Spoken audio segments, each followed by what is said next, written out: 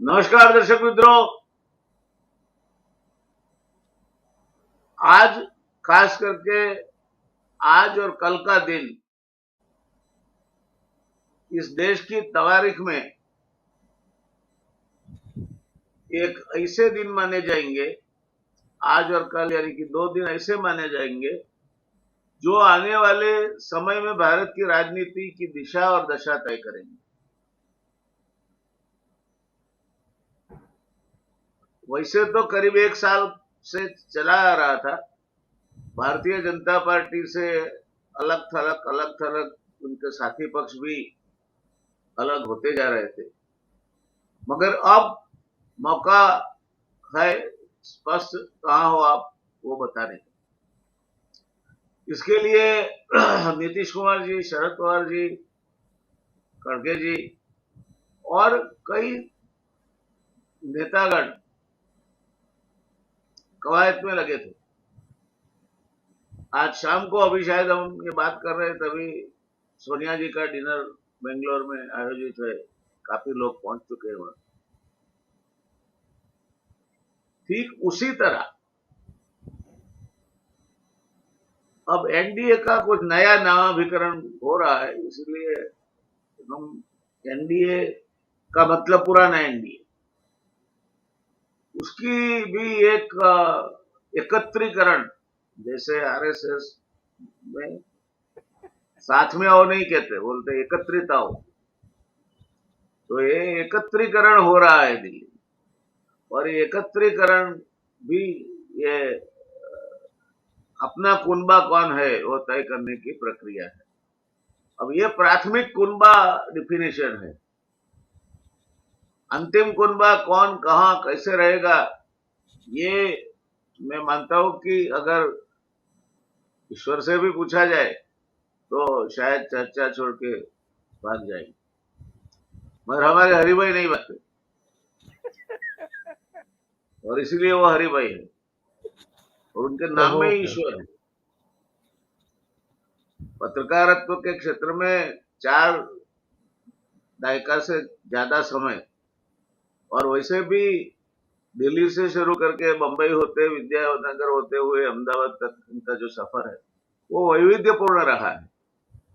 उन्होंने जन्मभूमि में भी काम किया, चित्रलेखा में भी काम किया। एक जमाने में जिसकी तूती बोलती थी, ऐसा इंडियन एक्सप्रेस ग्रुप का गुजराती जो था, समकालीन समकालीन का भी इन्होंने एडिटरशिप किया। फिर भी लिखते तो रहे, मगर इनका एक महत्व का प्रदान रहा वल्लभ विद्यानगर में सरदार पटेल जी के नाम से। उनके जीवन और कवन दोनों का अभ्यास करके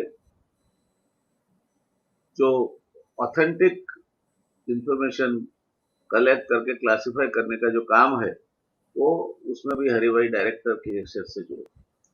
अभी यहाँ he is director now. I think I do not know his exact designation because his college also has become now part of university. पहले गुजरात यूनिवर्सिटी के साथ जुड़े थे, चिमन भाई पटेल इंस्टीट्यूट ऑफ जर्नलिज्म।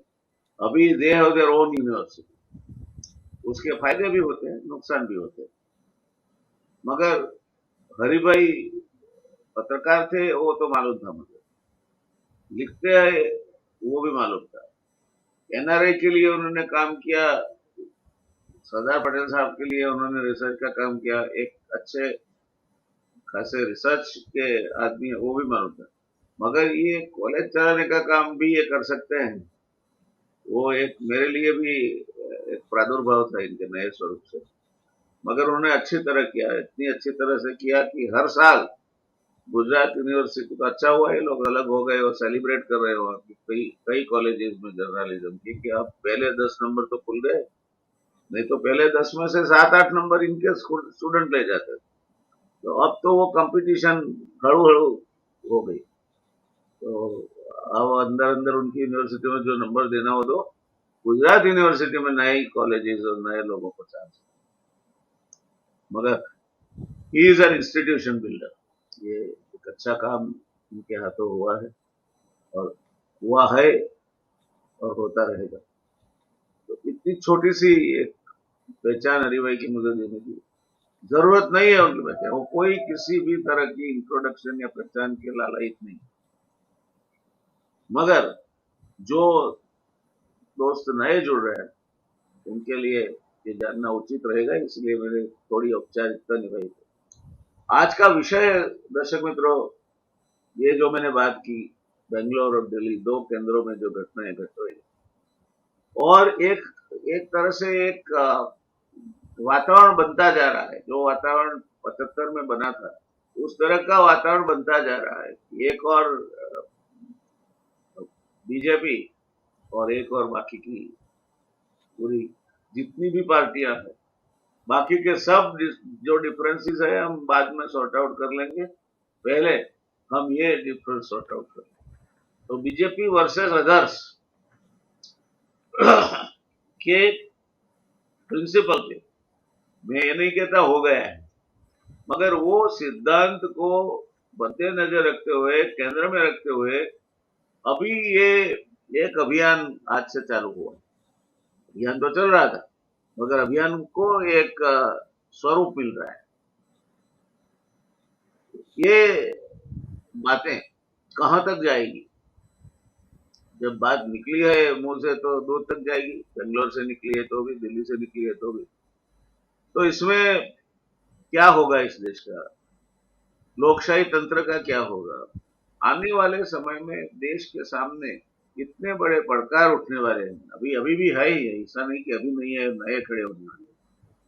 बेरोजगारी, अन्न सुरक्षा, पानी की किल्लत,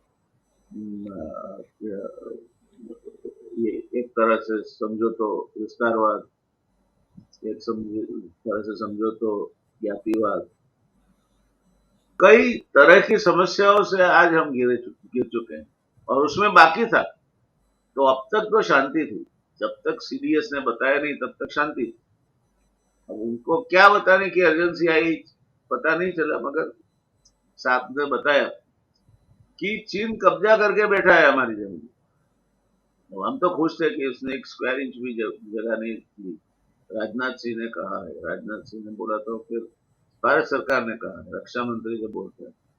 मगर सीडीएस साहब ने जो कहा वो या तो प्लान्ड थी बात कि अब कहीं छिपेगी नहीं, तो आहिस्ता आहिस्ता इसकी गड़ी खोली जाए, या तो फिर कोई प्लान के तहत कही गई है क्या वो समझ में नहीं आता।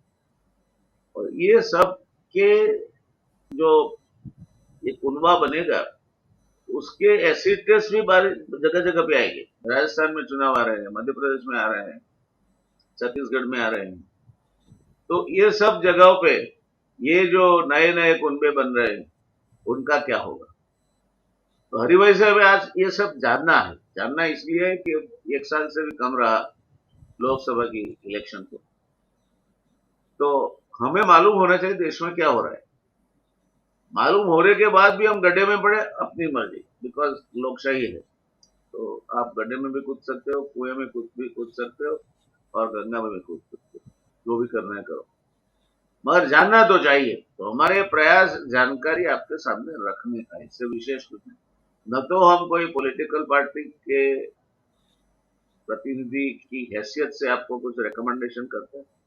हाँ, मैं एक पॉलिटिकल पार्टी का मेंबर हूं, मगर ये चर्चा में नहीं। चर्चा में जो भी होगा बिल्कुल निष्पक्षता से कहा जाएगा, और वो मुझे कहना है 10% 90% जिनको कहना है वो तो आज तक कभी किसी की साइड लेते हुए दिखे नहीं। तो हरिभाई को इसलिए बुलाया है कि वो ठीक ठीक सही सही बात कर सके। तो स्वागत है हरिभाई आपका, आप पधारे, समय निकाला हमारे लिए। और दर्शक मित्रों आपका आपका भी आदेश है स्वागत सर, है। आपको आज मानता हूं कि आपके लिए भी ये जो कार्यक्रम है बड़ा फिस्ट ऑफ नॉलेज बन जाएगा।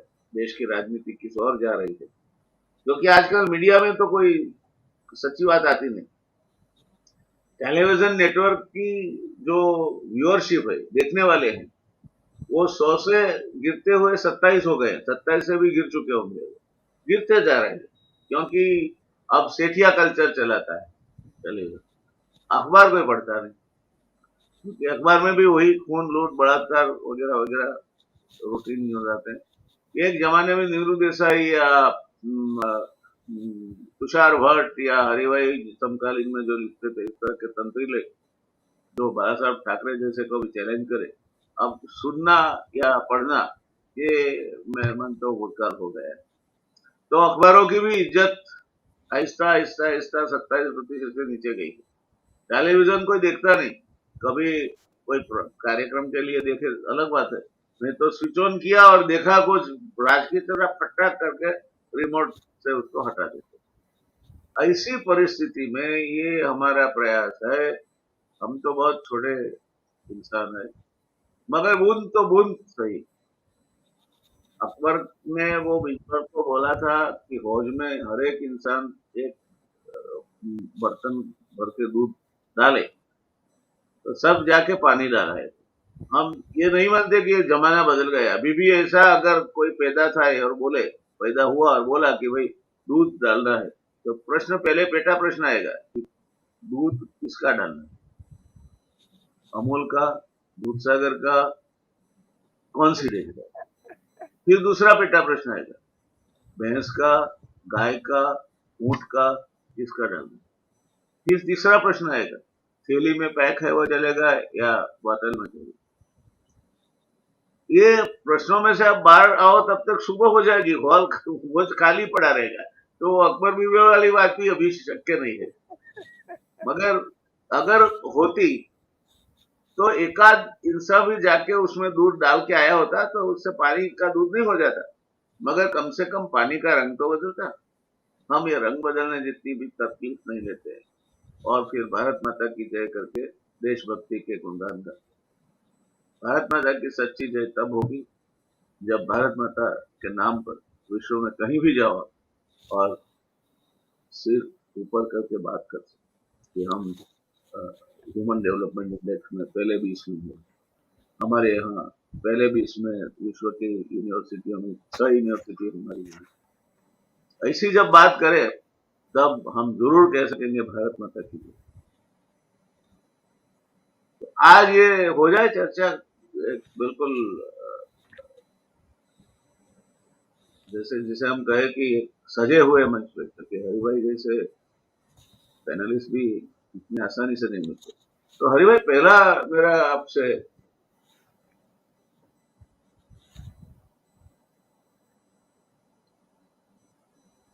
पहला प्रश्न मेरा ये था आपसे कि ये जो विपक्षी एकता, काफी ये शब्द आजकल प्रसिद्ध हुआ है, और ये गठबंधन को अगले वाले ठगबंधन कहते हैं। क्यों कहते हैं मुझे मालूम नहीं, क्योंकि 75 में उन्होंने भी ऐसा ही किया था। 77 में गठबंधन को ठगबंधन कहते हैं। तो ये क्या है सब, आने वाला लोकसभा इलेक्शन के पहले पहले ये जो प्री मानसून शावर्स की गरज सुनाई दे रही है, भाई क्या है? नहीं, जयनारायण भाई, आपने मुझे अपने कार्यक्रम में शरीक किया और मैं जो हूँ उससे भी ज्यादा स्वरूप में प्रस्तुत किया, उसके लिए मैं शुक्रगुजार हूँ। एक स्पष्टता भी कर लूं, हम अभी भी गुजरात यूनिवर्सिटी से जुड़े हुए हैं और हमारी जो यूनिवर्सिटी हुई सरदार वल्लभ भाई ग्लोबल यूनिवर्सिटी, आज आपसे मैं शेयर भी करूं, यूजीसी की मान्यता और नोटिफिकेशन निकल चुका है, इसलिए हम इसे सेलिब्रेट भी कर रहे हैं। हमारे सिद्धपुर में भी एक ग्लोबल यूनिवर्सिटी है। हाँ, नहीं, मगर ये सरदार पटेल के नाम से होगी और उनके हुसूलों पर चलेगी, ये मुझे यकीन है। अच्छा, हाँ, यानी हम ये बहुत स्पष्ट हैं इसका बारे में। खैर, आपने जो सवाल दागा है वो काफी व्यापक है। विपक्षी एकता की जब बात करते हैं तो मेरे ख्याल से 1967 में भी विपक्षी एकता का एक प्रयोग हुआ था। 9 राज्यों में संयुक्त विधायक दल की सरकारें हुई थी, बहुत कम अरसे के लिए, मगर उस वक्त डॉक्टर राम मनोहर लोहिया और पंडित दीनदयाल उपाध्याय, इन दोनों ने, यानी वैसे कहे तो वो दे वर पोल अपार्ट बट स्टिल उन्होंने एकता बनाए रखने के लिए, एकता बनाने के लिए और संयुक्त विधायक दल की सरकारें बनाई थी 9 राज्यों में। और आपको ताजुब होगा, मेरी आवाज ठीक आ रही है? मेरी आवाज ठीक आ रही है? हाँ बिल्कुल, अच्छा, ठीक है, ठीक है। लाउड एंड तो क्लियर। हाँ, तो उस वक्त भी कुछ राज्यों में कम्युनिस्ट और जनसंघ के लोग एक साथ शासन में थे, यानी विपक्षी एकता नहीं हो सकती ऐसा नहीं है। तो उस वक्त बिहार में कम्युनिस्ट और जनसंघ वाले एक संयुक्त सरकार में थे।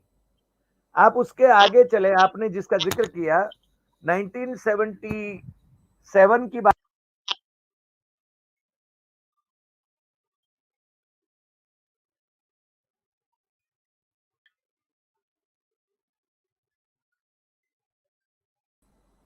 क्षमा करें, हाँ, 1977 यानी पोस्ट इमरजेंसी जो विपक्षी एकता हुई, उस वक्त कोई प्राइम मिनिस्टरियल कैंडिडेट था ही नहीं। Morarji Desai was not a prime ministerial candidate. तो ये बात हम भली बात जानते हैं, इसलिए आजकल जो हो हल्ला शुरू हो रहा है वो मेरे ख्याल से ये है कि विपक्ष के पास कौन उम्मीदवार है प्रधानमंत्री पद का। यही लोग जब 77 में विपक्षी एकता, आपने सही फरमाया, विपक्षी एकता की बात कर रहे थे, तभी कोई प्रधानमंत्री पद का उम्मीदवार नहीं था। और आगे चलकर जब जीत कर आए, श्रीमती इंदिरा गांधी हार गई खुद, उनकी कांग्रेस हार गई, और जब जनता पार्टी बन के जब ये विजयी हुए तो मोरारजी देसाई का चयन हुआ था। आपको मालूम है उसके बाद में भी यदि डॉक्टर मनमोहन सिंह जब प्रधानमंत्री बने, किसी ने ये नहीं सोचा होगा कि मनमोहन सिंह प्रधानमंत्री बनेंगे। इसलिए उम्मीदवार कौन है प्रधानमंत्री पद का, ये बात बाद की है।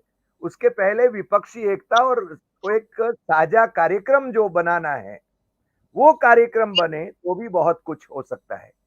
यानी मैं इसलिए ये कुछ उदाहरण दिए कि वो विरोधाभासी कहें ऐसे जो जो विचारक थे। और हमारे पास, हमारे सामने एक दूसरा उदाहरण भी है। जब शरद पवार ने 1978 में अपनी पीडीएफ गवर्नमेंट बनाई थी तो उसमें कांग्रेस के लोग थे, समाजवादी थे, जनसंघ वाले थे, शेकाप के लोग थे, महाराष्ट्र में जो सरकार उन्होंने बनाई। तो इस प्रकार से सरकारें बनती हैं और बिगड़ती भी हैं। विपक्षी एकता का एक प्रयोग आपको मालूम होगा कि कुमार स्वामी का जब स्वेरिंग इन था कांग्रेस और जेडीएस की संयुक्त सरकार का, उस वक्त बेंगलुरु में विपक्षी एकता का काफी एक माहौल बना हुआ था, मगर वो ज्यादा चल नहीं पाया उसके बाद में। अब मेरे ख्याल से नीतीश कुमार और शरद पवार वो दोनों लगे हुए थे, और पटना की जो बैठक हुई, भले ही उसमें 17 पार्टीज आई, आज मेरे ख्याल से 26 पार्टी बेंगलुरु में मिल रही हैं। ये लोग मजाक उड़ा रहे थे, जो सत्ता मोर्चे में है वो लोग मजाक उड़ा रहे थे। भारतीय जनता पार्टी को तो वैसे आदत काफी है, अपने सोशल मीडिया का वो इस्तेमाल करते हैं कि जिनके कोई कोई सदस्य नहीं है लोकसभा में, ऐसे दल वाले वहां मिल रहे हैं, वो क्या करेंगे। अरे भाई, आप जो 38 का दावा, जेपी नड्डा ने 38 पार्टी यानी मोदी जी के नेतृत्व में 38 पार्टी को लाएंगे ऐसा दावा किया है। तो मैंने अभी देखा, पूरी लिस्ट देखी, उनमें अधिकांश लोगों के तो 0 हैं लोकसभा में मेंबर। अब किस मुंह से वो बोल रहे हैं, मगर औरों की आलोचना करना ये उनका धर्म है। कांग्रेस के नेतृत्व में जो मोर्चा बन रहा है वो उनको तकलीफ दे है। और विशेष रूप से राहुल गांधी की जो पदयात्रा चली कन्याकुमारी से कश्मीर, उसने एक माहौल बदल दिया। उसको पप्पू घोषित करने की जो कोशिश थी, लोगों को लगा कि ये एक सीरियस आदमी है और जो ग्लोबली हर एक इश्यू पर बात कर सकता है। मेरे ख्याल से विदेश में उन्होंने कभी देश के विरुद्ध में कोई बात नहीं कही, लोकतंत्र के समर्थन में कही बातें। और विदेश में जाकर जब जब पूछा भी गया कि आप विदेशों से क्या अपेक्षा करते हैं, तो उन्होंने एक बहुत स्पष्ट कहा था कि भाई हम अपनी समस्याएं खुद निपट लेंगे, हमें आपका सहयोग नहीं चाहिए। मगर उनको गलत ढंग से पेश किया गया, वो सब यानी पब्लिक डोमेन में है। तो अब नीतीश कुमार, शरद पवार, मल्लिकार्जुन खड़गे और राहुल गांधी, इनके संयुक्त प्रयासों से कुछ गिव एंड टेक तो होना ही है जब विपक्षी एकता बनाना है तो। और जो कुछ रूठ जाते हैं, जैसे केजरीवाल का गुजरात का जो अनुभव रहा वो सबको भलीभांति मालूम है कि गुजरात में कांग्रेस को परेशान करने के लिए ही लगभग उनकी एंट्री हुई थी। मगर वो अध्यादेश जो लगा वहां पर आया, केंद्र सुप्रीम कोर्ट के जजमेंट के खिलाफ मोदी सरकार ने जो अध्यादेश निकाला और केजरीवाल सरकार के अधिकार छीन लिए, तो उनको लगा कि नहीं, अब ये हमें विपक्षी एकता की आवश्यकता है। और कांग्रेस ने भी मेरे ख्याल से वो अच्छे ढंग से टैकल किया कि भाई ठीक है, हम इस अध्यादेश का समर्थन नहीं कर रहे हैं। यानी तो गिव एंड टेक होता है। मेरे ख्याल से ये कुनबा अभी जो बन रहा है उसने सत्ता मोर्चे में डेफिनेटली एक प्रकार का डर का माहौल पैदा किया है, ये कोई नकार नहीं सकता है। और दूसरी बात यह है कि 9 साल के शासन के बाद आपने जो वायदे किए थे वो उन वायदों का क्या हुआ, ये जनता पूछेगी। यानी जो उनका भक्तगण है वो तो ठीक है कि उनको तो कोई लॉजिक से कोई मतलब नहीं है, व्हाट्सएप यूनिवर्सिटी के फॉरवर्ड ही करते हैं। एक सादा सीधा उदाहरण मैं देता हूं। मेरा गांव खेरालू का मेरा एक सहाध्यायी जशु माधु देसाई, यानी मेरे मेरे मेरे निकट का मित्र भी है, वो ये व्हाट्सएप यूनिवर्सिटी के फॉरवर्ड करता है। समान नागरिक संहिता के खिलाफ 2 दिन में 4 करोड़ मुसलमानों ने उसका विरोध किया और 4 करोड़ मुसलमानों ने विरोध किया और 2 करोड़ क्रिश्चियनों ने 2 दिन में विरोध किया।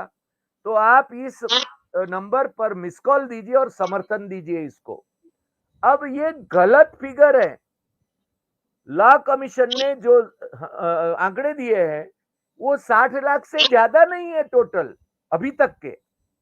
तो इस प्रकार से झूठ के पुलिंदे छोड़े जाते हैं, लोगों को मिसगाइड किया जाता है। मगर अभी लोग, गुजराती में कहावत है, जोड़ो क्या डंके छे, ये तो प्रजा जाने छे।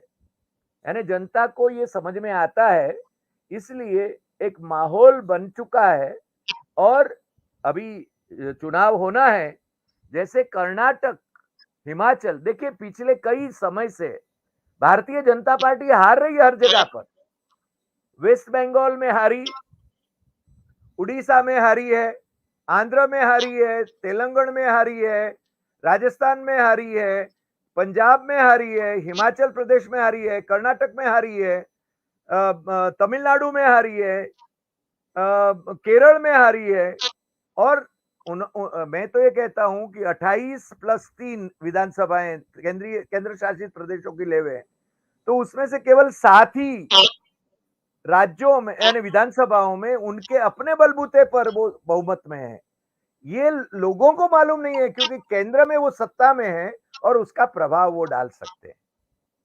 तो मुझे तो ये लग रहा है कि ठीक है, ये उनका भी कुनबा बने 38 पार्टियों का, इनका 26 का बन रहा है, वो भी बने और कॉमन मिनिमम प्रोग्राम पर वो लोग सहमत हों।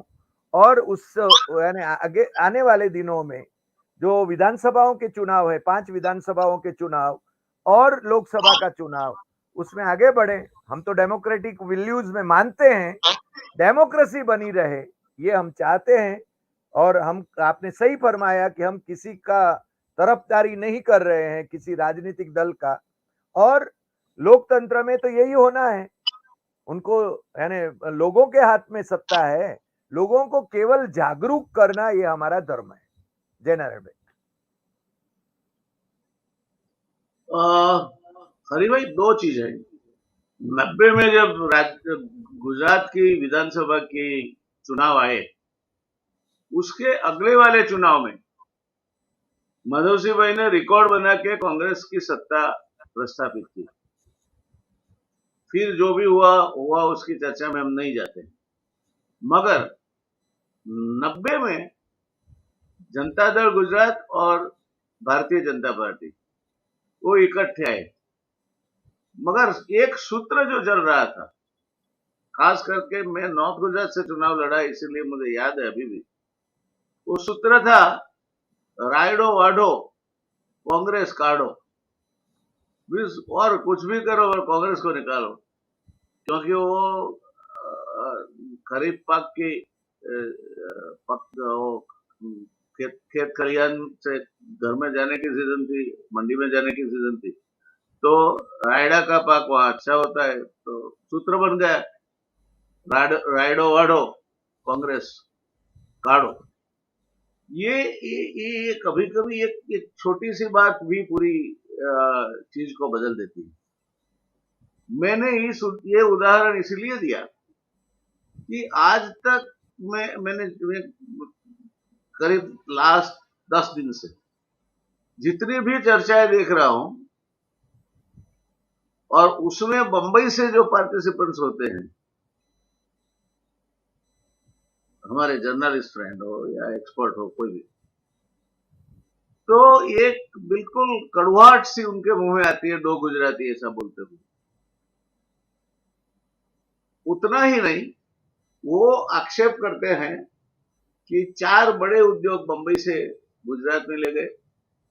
अब गिफ्ट सिटी को वहां प्रमोट करके गुजरात को फाइनेंशियल सेंटर भी ये लोग गुजरात में बनाना चाहते हैं, तो बंबई तोड़ने का काम इन लोगों ने हाथ में लिया है, और हमें देखना है कि बंबई टूटे नहीं। ये चाहे दिमाग में आए ना आए, मगर ये सूत्र इंक्रीजिंगली फ्रीक्वेंसी से चलता हुआ देख रहा हूं, चर्चाओं में देखे या और कहीं बात में किसी के साथ बात में देखे, तो भी कि गुजरात मुंबई को खाली कर रहा है, 4 बड़े उद्योग ले गए, एक चिप की बात करते हैं लोग, और ये गिफ्ट सिटी के मद्देनजर वो एक्सचेंज ले जाएंगे, स्टॉक एक्सचेंज गुजरात से ऑपरेट होगा। अब तक शेयर बिकने खरीदने के मुंबई आते थे, अब गुजरात से होगा ये सब काम। तो एक एक तरह से आप देखो तो महाराष्ट्र में एक बड़ा मुद्दा बनेगा ऐसा लगता है, और खास करके मुंबई में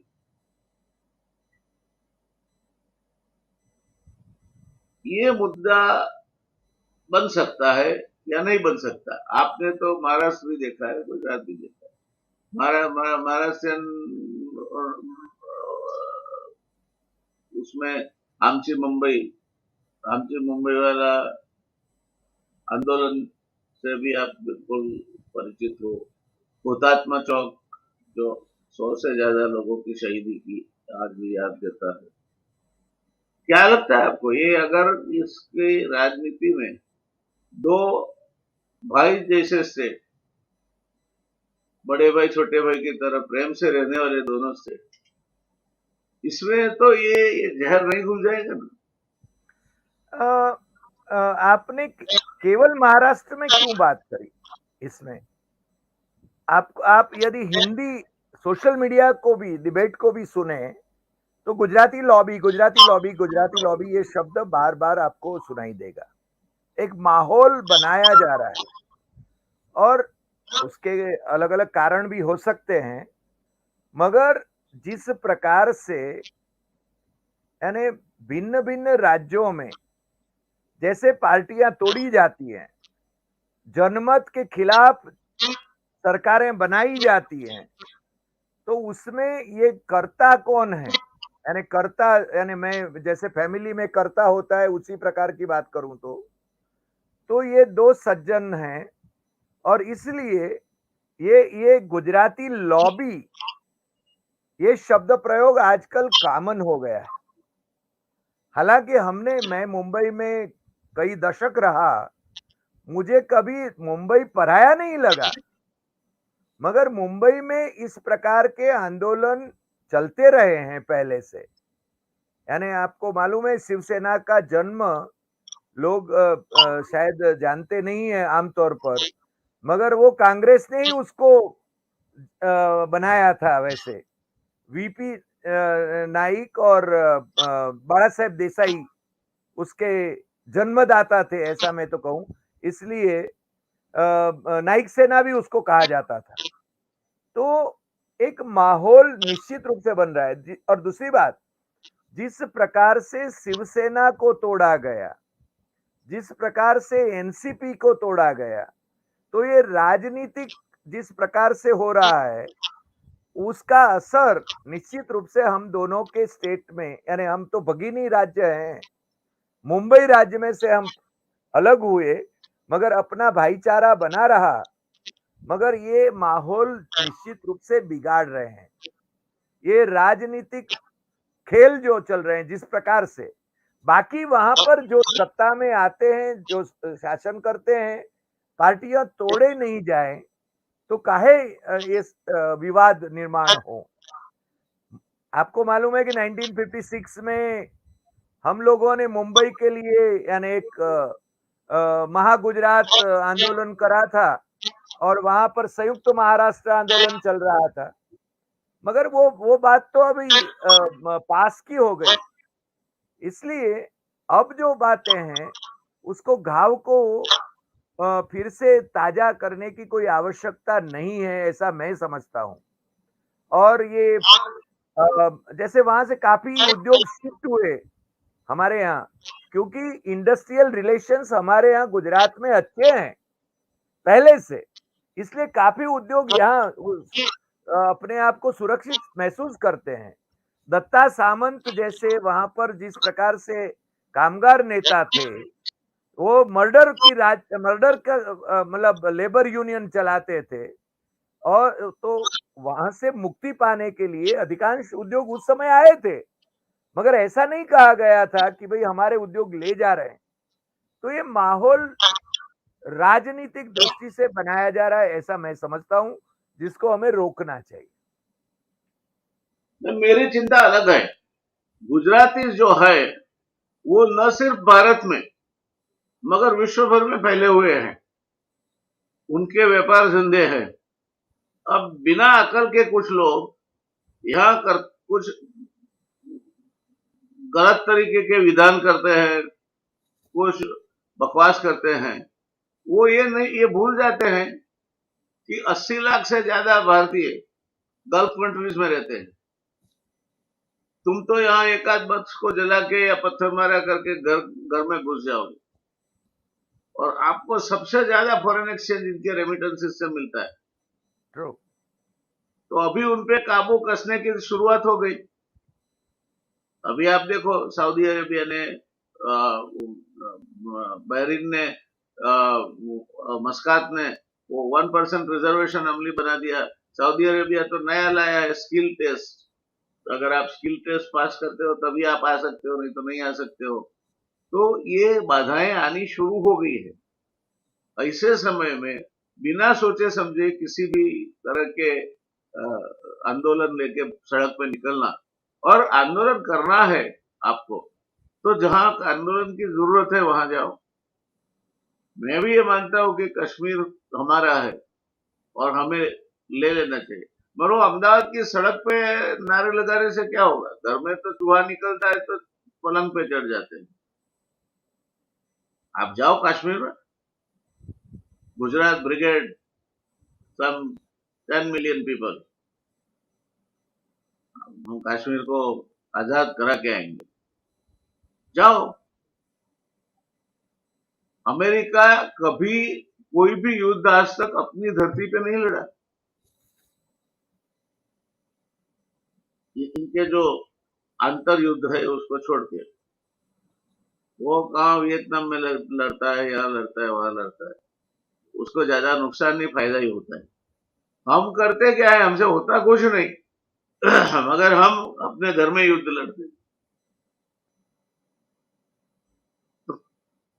मैं तो मानता हूं कि सरकार को भी ऐसी नीति बनानी चाहिए कि भाई कश्मीर मुक्ति सेना जो उसमें जुड़े उसको एक इंसेंटिव के रूप से 10 लाख रुपया देना चाहिए। आप शारीरिक सक्षमता हो, आपके पास हथियार का लाइसेंस नहीं है तो दिया जाएगा, और आप मिलिट्री के कमांड के अंदर काम करोगे। 5 साल का कॉन्ट्रैक्ट होगा, उसके बाद आप मुक्त होने के लिए फ्री होंगे, जाओ लड़ो। गुजरात में कश्मीर का प्रश्न किसके साथ लड़के आप खत्म करोगे? तो ये महाराष्ट्र में भी ऐसा हो रहा है। अभी हम गुजराती ऐसी बातें अभी डिस्कशन में आती है, गुजराती लोग, ये गुजराती टोली, ये गुजराती जोड़ी, यानी गुजराती कभी भी कोई आंदोलन हुआ तो उसकी eye of the storm will be Gujarati, और उनके ही तो व्यापार धंधे हैं, सबसे ज्यादा नुकसान उनको होने वाला है।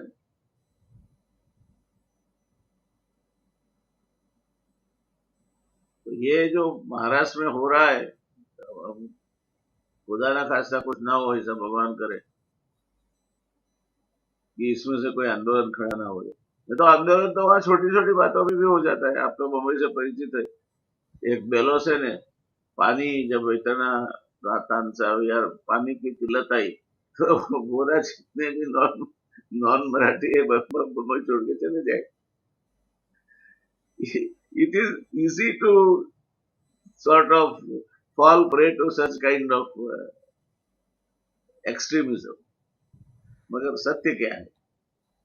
नहीं नहीं सर, आप जो कह रहे हैं वो एकदम गंभीर बातें हैं, और जब शासक स्वयं यदि इस गंभीरता को न समझे और जो जी में आए निवेदन करते रहे, शासक की मैं बात कर रहा हूं, और इसमें यह है कि शासन में जो है वो और प्रतिपक्ष में है वो, उनके बीच में एक प्रकार का राज्य के बारे में, देश के बारे में, जनता के बारे में एक प्रकार की गंभीरता होना चाहिए। अब देखिए, हमारे मुख्यमंत्री, यानी गुजरात की बात नहीं कर रहा हूं, जैसे आसाम के मुख्यमंत्री हिमंता बिस्वा शर्मा, उन्होंने निवेदन करा कि यहाँ पर ये वेजिटेबल्स के दाम बढ़ रहे हैं, उसके लिए मियाँ जवाबदार है। आपको मैं स्पष्ट कर दूं अपने दर्शकों के लाभ के लिए, कल मेरी एक सहाध्यायी मुंबई यूनिवर्सिटी में जो थी, Alka Desai Sharma, she was married to I mean student leader over there who was blasted off, minister था, उसको उड़ाया गया था, मगर अलका बहुत अच्छा काम करती रही है वहां पर, आसाम में है। तो मुझे मान लीजिए कि कुछ पूछना है तो मैं उससे बात करता, कल उससे बात कर रहा था, मैंने बोला मियाँ क्या है, क्योंकि जम्मू कश्मीर में यदि डॉक्टर करण सिंह अपने बेटों का उल्लेख करें तो मियाँ विक्रमादित्य बोलेंगे, यानी मियाँ का अर्थ है सरदार, समझे ना। मगर वहां पर आसाम में, यानी अहोम कहें तो अहोम में, वहां पर मियाँ यानी जो बंगाली स्पीकिंग इमिग्रेंट्स हैं उनके लिए वो इस्तेमाल होता है। अब जो कॉन्स्टिट्यूशनल पोजीशन में जो बैठा है वो खुद इस प्रकार के निवेदन करेगा तो राइट तो भड़केंगे ही। वहां पर दो प्रकार के मुसलमान हैं, एक मियाँ है और दूसरे ओरिजिनल मुस्लिम जो पहले से आए हुए हैं, जिनको राजा ने बसाया था वहां। तो वो तो हिंदू जैसे ही हैं, उनसे कोई प्रॉब्लम नहीं है, मगर ये जो बांग्लादेश से आए हैं, बंगाली स्पीकिंग है, वो उनके लिए मतलब जिस प्रकार से निवेदन करते हैं सर, तो मेरे ख्याल से इररिस्पॉन्सिबल, जो आपने ठीक ही फरमाया, वहां पर कोई समस्या हो जाए मुंबई में तो बाळा साहेब ठाकरे शिवसेना प्रमुख हमेशा ये कहते थे, ये बाहेरचे लोंढे आले आहेत त्यांना आम्ही हाकलून टाकणार, समझे ना, बाहर से जो लोग आए हैं उनको हम निकाल देंगे, वो इस प्रकार से, क्योंकि उनमें उनका राजनीति चलता था। ये राजनीतिक लाभ के लिए आप कर रहे हैं या राज्य का विध्वंस कर रहे हैं, ये उनको समझ में नहीं आता, या तो आता है तो भी जानबूझकर करते हैं। मेरे ख्याल से उसका प्रमाण शिवसेना की ओर से थोड़ा कम हुआ है। पहले तो राज ठाकरे पिटाई करते थे बिहारियों की, अब वो कम हो अभी तो गया है। अभी तो काफी बदल हुआ है उनकी जी, जी। सोच में। अच्छा, ये सब मुद्दे तो अभी आगे चल के हम चलते रहेंगे, क्योंकि आज ही फॉर्म हुआ है। अभी नववधु घर में आई है, और घर गृहस्थी कैसी चलेगी, आज तो हम उनको शुभकामनाएं दे कि अच्छी चले और समृद्ध बने, देश के हित में काम करे। मगर ये चुनाव में, अब चुनाव भी एक साल से कम रहा है, क्या मुद्दे उठते हुए देख रहे हैं आप? सर वास्तव में मुद्दे तो सीरियस कोई उठाए नहीं जाते। वहां पर कब्रिस्तान का मसला भी उठ सकता है, मगर वो बार बार एक एक ही मुद्दे को लेकर आप है ना जीतना चाहो तो वो नहीं है। मेरे ख्याल से वो बहुत हो चुका। राम मंदिर का मसला हो सकता है, मगर राम मंदिर तो बनना ही था। अब उन्होंने एक कॉमन यानी यूनिफॉर्म सिविल कोड वाली बात ले आए थे। अब यूनिफॉर्म सिविल कोड है क्या? आप यानी एक हमारे एक चीफ जस्टिस हुआ करते थे, जिनके पिताजी आजीवन कांग्रेस के एडवोकेट जनरल रहे हमारे महाराष्ट्र में। वो सज्जन कहते थे गोवा में जो है उसका अनुसरण करो। अरे गोवा में यूनिफॉर्म सिविल कोड है, उसमें हिंदुओं को भी बहुपत्नित्व का यानी उस वो अनुमति दे दी गई है। तो ये वो यूनिफॉर्म सिविल कोड लाना है क्या? देखिए, सबको सुनना चाहिए। मेरे ख्याल से जस्टिस देसाई ने उत्तराखंड में जो हियरिंग करे, मैं उससे प्रभावित हूँ। उत्तराखंड गवर्नमेंट ने रंजना देसाई को, जो सुप्रीम कोर्ट की जज थी, पहले बॉम्बे हाई कोर्ट की जज थी, उसने जो काम किया, मैं उसकी सराहना इसलिए करता हूं कि मैं उसको फॉलो कर रहा हूं। अब देखिए उत्तराखंड में क्या है, बहुपत्नीत्व का रिवाज भी है और बहुपतित्व का रिवाज भी है। तो उसको कैसे टैकल किया जाएगा? और लॉ कमीशन ने जो 2018 में जो बात करी थी, उसको उल्टा करके आप है ना लाना चाहते हो। अब लाना बाना कुछ नहीं है सर, ये केवल चुनावी मसला है। तो ऐसे कोई सीरियस इश्यू नहीं आते हैं। शिक्षा का मसला आना चाहिए, अरे विकास का भाई, मसला आना। हमारे हमारे वहाँ कुछ मुद्दे कर्मकांड के लिए होते हैं। वो कर्मकांड के वास्ते ये मुद्दा है। 370 का क्या हुआ बताइए आप? 370 अप्रभावी किया गया। मैं एक हाई कोर्ट के एडवोकेट को पूछ रहा था, मैंने बोला 370 अभी अपने कॉन्स्टिट्यूशन में है कि नहीं? वो बोले, मुझे बहुत सीनियर को मैंने पूछा था, वो बोले अभी मुझे वो जरा स्टडी करना पड़ेगा। अब बेचारों का क्या कहेंगे? अब 370 वाली बात पर तो चुनाव जीत लिए। 371 जो है, 371, हाँ, वो उससे भी गंभीर है। हाँ। जो नॉर्थ ईस्ट में उनकी असेंबली रेटिफाई नहीं करे तब तक आप कानून लागू नहीं कर सकते। वहां तो कुछ करना नहीं है। अपने केंद्रीय गृह मंत्री जी बार बार वहां जाके कहते हैं कि हम ये हटाएंगे नहीं, हटाएंगे नहीं। और 371 में तो और राज्यों के डेवलपमेंट बोर्ड भी है, गुजरात सहित। अब क्या करेंगे? यानी सीरियस थॉट, होलिस्टिक बातें होनी चाहिए, वो होती नहीं है, केवल छुटभैया बातें होती है। बिल्कुल सही है। और इतना बड़ा देश, हम एक और बहुत गौरवान्वित होते हैं कि हम सबसे ज्यादा जनसंख्या वाला देश है। मगर वो सबसे ज्यादा जनसंख्या को आप काबू में रख सकते हैं, आप इनको एक सही रास्ते पे दो सकते हैं, अगर आपके बाद अस्तित्व में आया बांग्लादेश, उसका पर कैपिटा इनकम आपसे ज्यादा हो सकता है, तो उतना भी नहीं सीखोगे आप अपने पड़ोसी के पास। जो भी अच्छा है, जहां भी है, सीखना चाहिए। और ये हरिभाई, मैं अभी एक किताब लेके बैठा था एक सज्जन की, वो जॉन कैनेडी के एडवाइजर थे। तो उन्होंने तो एक अलग ही थियरी प्रस्तापित की है कि सरकारें चाहती है कि जीडीपी बढ़े, इसीलिए नहीं कि इनको इससे प्रेम है, मगर इसलिए कि जीडीपी बढ़ेगा तो बिना टैक्स बढ़ाए आप ज्यादा रेवेन्यू जनरेट कर सकोगे।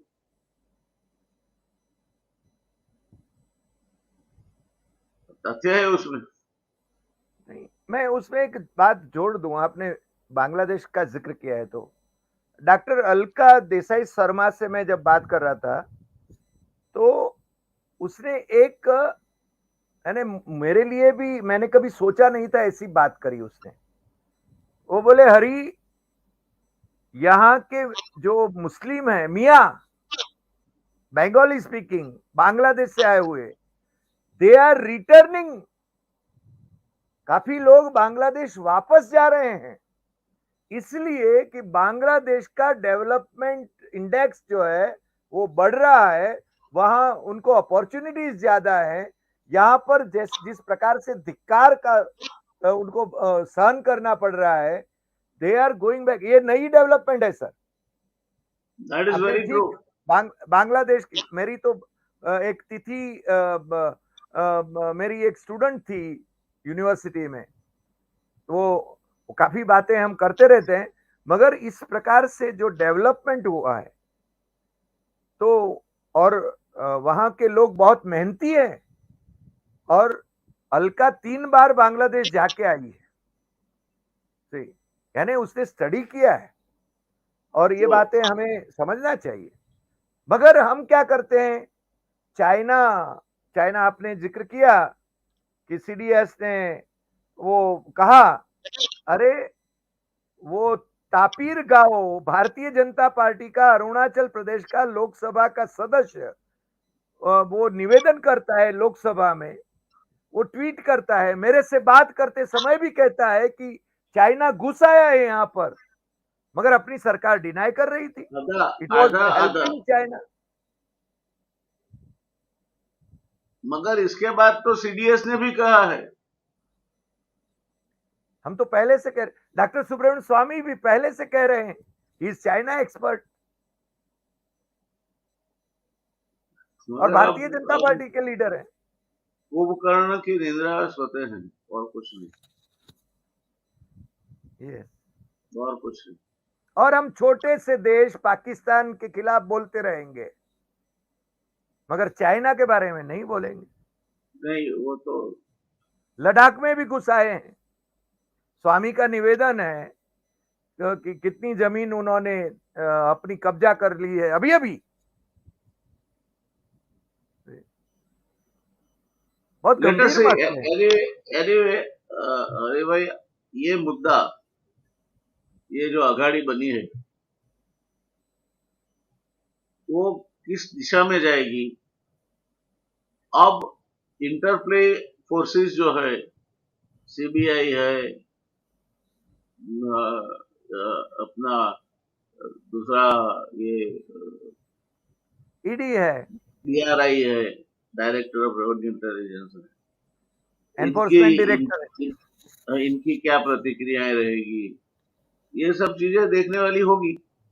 मगर एक बात तो है, जब इतनी सारी पार्टियां इकट्ठी आ सकती है, उसका मतलब भारतीय जनता पार्टी को गंभीरता से सोचना चाहिए।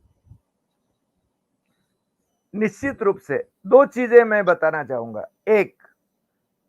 एक तो ऑर्गेनाइजर का एक जिक्र किया जा सकता है, उसमें एक वाक्य मैंने पढ़ा, और वो वाक्य ऐसे नहीं लिखा गया कि अपने अवतारी पुरुष का करिश्मा अब चलने वाला नहीं है, और दूसरी बात, हिंदुत्व का भी ज्यादा चलने वाला नहीं है, यानी विजय की ओर ले जाने के लिए।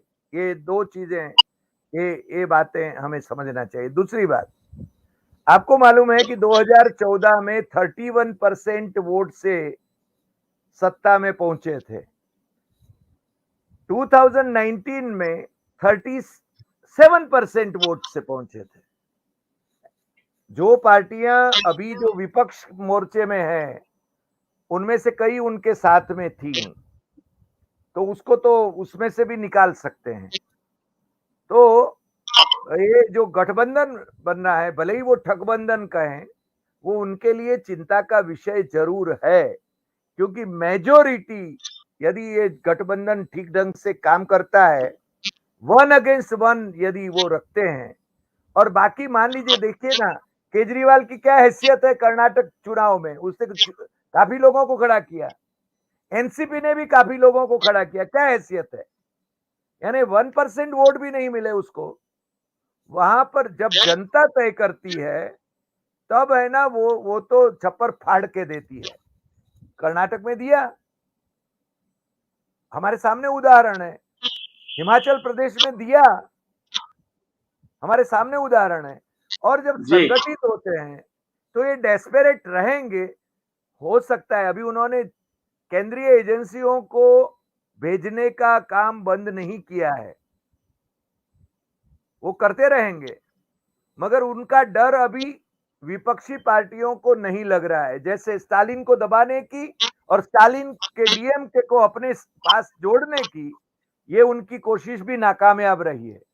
उसके जी दो दो मिनिस्टर को ईडी पहुंचाई है, आपको मालूम है, एक को जी जेल में डाला, दूसरे जी को भी अभी रेड हुई है, मगर he has not succumb to the pressure से। तो अभी साउथ के तो दरवाजे बंद हो गए हैं, नॉर्थ में तो उनकी सीटें कम होने वाली है, तो बढ़ाएंगे कहां से? नहीं, इट विल बी इंटरेस्टिंग। हमें एक 2-3 महीने आने वाले, ये दही कैसे जमता है वो देखना काफी रसप्रद होगा। जी और हम ये सब चीजों को एनालिसिस करने के लिए आपके ऊपर डिपेंड रहते रहेंगे। जी मजा आएगा उसमें, मुझे कोई शक नहीं है। It will be interesting to see what is happening. बेगानी शादी में अब्दुल्ला दीवाना। हाँ, वो तो देखिए, इसे ही तो विश्लेषक बोलते हैं ना। विश्लेषक किसको बोलते हैं? नहीं, when we are not the party, यानी हम बराबर वो देख ऐसे सकते हैं। ऐसा किसने बोला we are not the party, we the citizen, नहीं, as a citizen we we have, the we are we we the definitely, we the we nation express and our we views. होगा होगा। अरे भाई, एक दिन वो सुबह कभी तो आएगी। आपके जैसा नवयुवान आदमी अभी we are not the party के रास नहीं आता। सर मैं 66 का हो गया। उससे कोई as is near calculation of numbers, आप दिखते नहीं हो। ऐसे बहस नहीं करते ऐसे क्षुल्लक विषय पर। तो नमस्कार, आप पधारे, और काफी मजा आया। हमारे दर्शक मित्रों को भी आपके ज्ञान का लाभ मिला। मिलते रहेंगे। Take care. और आप जब वो ग्लोबल यूनिवर्सिटी हो जाए तब थोड़ा बहुत वो ब्रह्म भोजन आदि का अगर व्यवस्था हो तो आगे चल के आपकी आपकी यूनिवर्सिटी अच्छी चलेगी।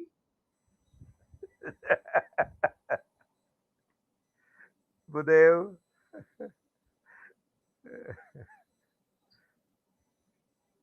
नहीं, but it is honour to be on सुनाई योर। दिया मैंने जो कहा आपको? हाँ, मुझे सुनाई दिया, और मैंने भी कहा कि आपके शो पर आना, यानी it is honour for me. Am I audible to you? Yes. मैं ये कह रहा था कि आप अब ग्लोबल यूनिवर्सिटी बना रहे हैं, तो जब वो बन जाए तब कहीं ना कहीं कोई ब्रह्म भोजन का अगर अवसर पैदा हो जाए तो आपकी यूनिवर्सिटी के भविष्य के लिए अच्छा रहेगा। बन चुकी है सर। Welcome welcome. नमस्कार। नमस्कार।